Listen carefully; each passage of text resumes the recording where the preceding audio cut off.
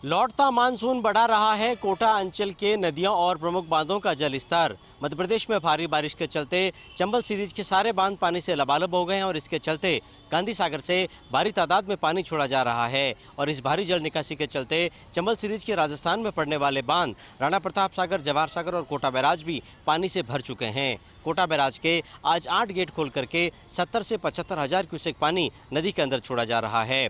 फिलहाल गांधी सागर बांध का जलस्तर 311 फीट के ऊपर बना हुआ है। ऐसे में अगर मध्य प्रदेश में बारिश का दौर जारी रहता है तो गांधी सागर से पानी की निकासी और बढ़ाई जा सकती है और इस दशा में कोटा बैराज से भी जल निकासी बढ़ाई जाएगी। बहरहाल आज की जल निकासी के साथ ही जो किनारे के इलाके हैं उनको पहले ही अलर्ट भेजा जा चुका है।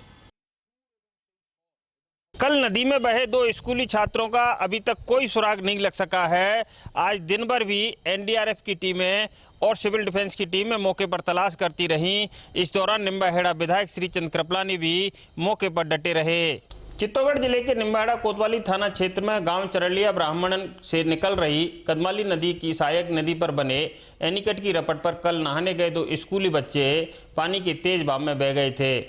निम्बाहेड़ा से 10-12 दोस्त कल सुबह स्कूल से निकलकर नदी पर नहाने चले गए थे। एक बार तो सभी दोस्त नदी से नहाकर बाहर आ गए थे, लेकिन 2 दोस्त नहाने के बाद कपड़ों को धोने के लिए वापस नदी में चले गए थे। इसी दौरान देखते ही देखते पानी का बहाव तेज हो गया और दोनों स्कूली बच्चे नदी में बीच में फंस गए थे। काफ़ी देर तक दोनों स्कूली छात्र एनीकट की रपट पर खड़े भी रहे थे, लेकिन पानी का बहाव बढ़ता गया तो दोनों बच्चे नदी में बह गए थे। आज भी दिन भर दोनों बच्चे अंकित और चिंटू को पानी में ढूंढने के लिए एसडीआरएफ और सिविल डिफेंस की टीमें रेस्क्यू ऑपरेशन चलाकर मशक्कत करती रहीं, लेकिन जब आज दोनों टीमों को सफलता नहीं मिली तो विधायक श्री चंद कृपलानी ने मौके से ही एसडीआरएफ जयपुर के अतिरिक्त महानिदेशक हवा सिंह घुमरिया से फ़ोन पर बात कर पूरे घटनाक्रम की जानकारी दी।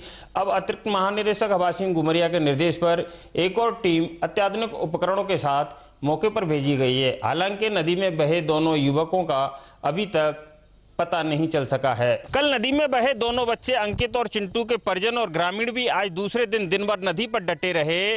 मौके पर पहुंची एसडीआरएफ की दूसरी टीमों ने अत्याधुनिक उपकरणों के साथ पानी में उतरकर तलाश शुरू कर दी है, लेकिन अभी तक बच्चों का कोई सुराग नहीं लगा है।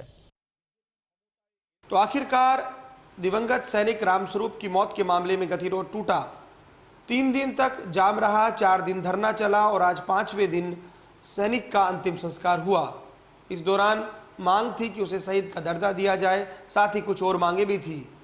कांग्रेस की विधायक सुशीला डूडी के साथ साथ कांग्रेस नेता शिवलाल गोदारा सहित अन्य लोगों ने धरना दिया था। कांग्रेस जिला अध्यक्ष बिसाराम सियाग भी धरने में शामिल हुए थे।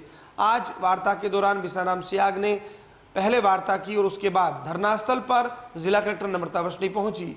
यहां पर बातचीत के बाद बात बनी, आश्वासन दिया गया कि सकारात्मक विचार होगा, साथ ही साथ सम्मान के साथ सैनिक की अंत्येष्टि होगी। 50 लाख की सहायता और पत्नी को जो है अनुकंपा या संविदा पर नौकरी देने पर भी रजामंदी हुई। इस तरह से जो है गतिरोध टूटा। इस दौरान पूर्व मंत्री गोविंद मेघवाल, पूर्व केस कला बोर्ड के अध्यक्ष महेंद्र गहलोत के साथ साथ कांग्रेस नेता रामनिवास कुकड़ा सहित कई स्थानीय नेता मौजूद रहे। खास बात यह रही कि नागौर के सांसद हनुमान बेनीवाल भी कल धरना स्थल पर पहुंचे थे। चेतावनी दी थी, अल्टीमेटम दिया था कि बीकानेर का घेराव करेंगे, लेकिन इस बीच आज बात से बात बन गई। सैनिक सम्मान के साथ शहीद की अंत्येष्टि की गई।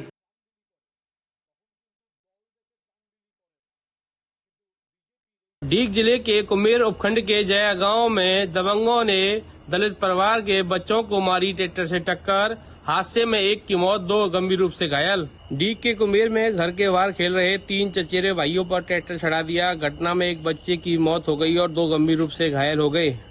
आरोपी ड्राइवर ट्रैक्टर को छोड़कर फरार हो गया। बच्चे की मौत से गुस्साए परिजनों ने मोर्चरी के बाहर धरने पर बैठ गए।